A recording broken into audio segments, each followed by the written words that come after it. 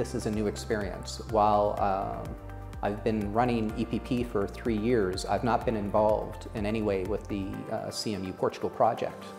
And this has been a good kind of instant snapshot as to what's going on and seeing it independent. I have no bias because I haven't been a part of it.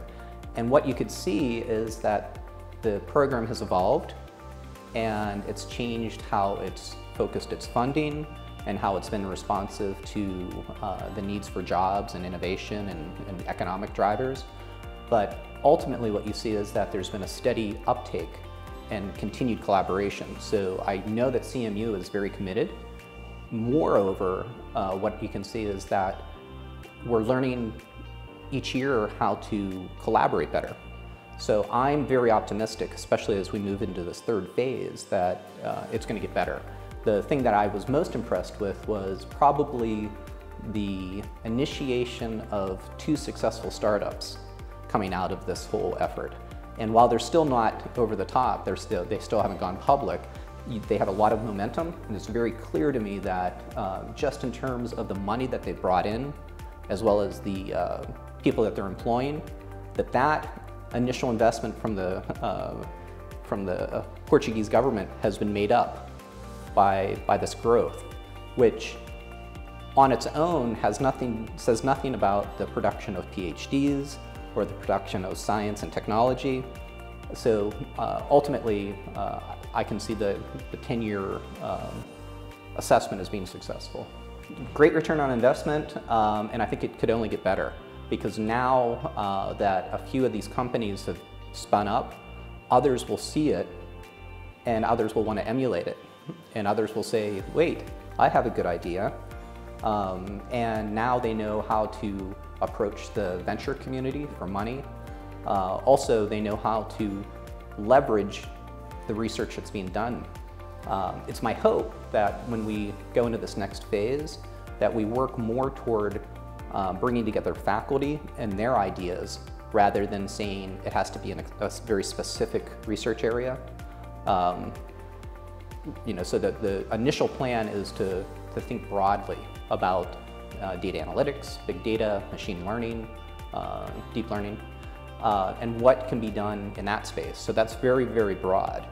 Now, how do you apply that to whether it's pharmaceutical industry, whether it's other parts of healthcare, whether it's ICT, whatever it might be?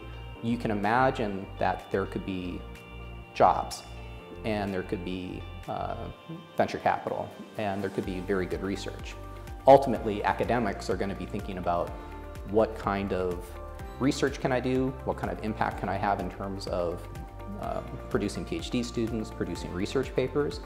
But there's the complement that is going to be probably more important in this relationship, which is, again, creating innovation, creating new companies, creating jobs in Portugal.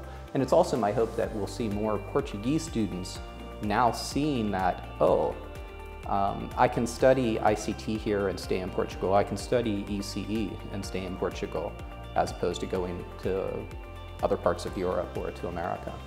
So I'm very optimistic on the future of this. And again, what I think puts me apart from everyone else who's here is that I'm new to it. I knew nothing about this program until a few weeks ago when I was asked to come over to speak. It was very clear that there was broad engagement. There were faculty, there were senior PhD students, as well as undergraduate students all working together, which is indicative of a healthy research environment. They were very applied, practical sort of technologies. So how do we make use of ICT to help solve problems and leverage kind of social needs?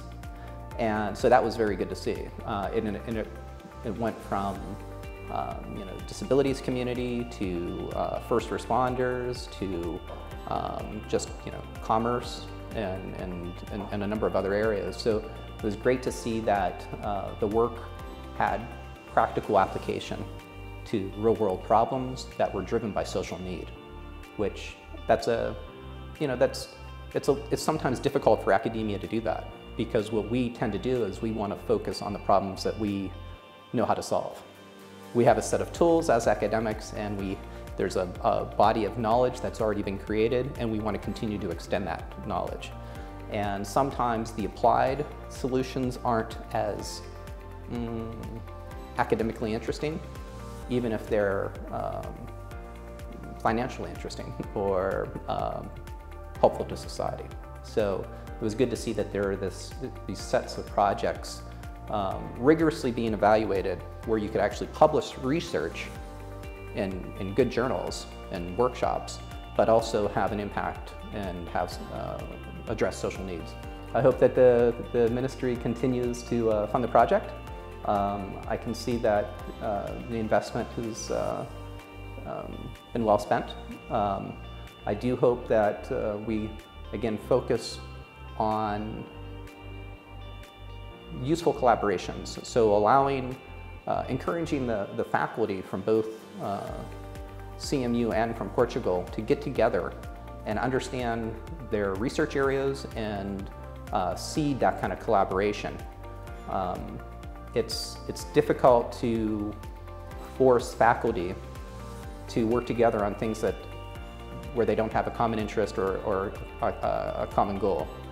And I believe that if we spend a little time now getting together, either virtually by sharing, these are my research ideas, this is what I do, or in real time, actually bringing people together in workshops, either here or back in Pittsburgh, and saying, here are the areas that I'm working on in ICT, here are the areas that I'm working on in computer science. These are the tools that I use, these are the methods that I apply, these are the kind of problems that I'm working on. And then we can match faculty.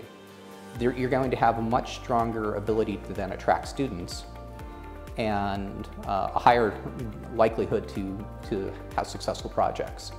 And with that, we can be told that the goal is to drive innovation, to drive practical solutions to societal needs.